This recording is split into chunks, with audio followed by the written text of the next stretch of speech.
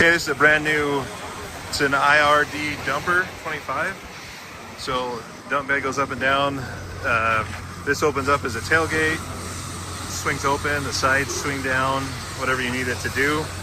On tracks, it's got a little Briggs and Stratton engine that runs it.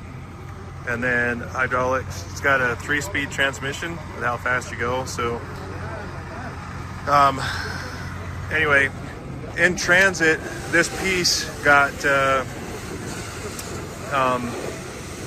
damaged. So we have a brand new front piece for it and new lights. They're that other light's just hanging down there. So this is all brand new we have for it. So just don't have it put on yet.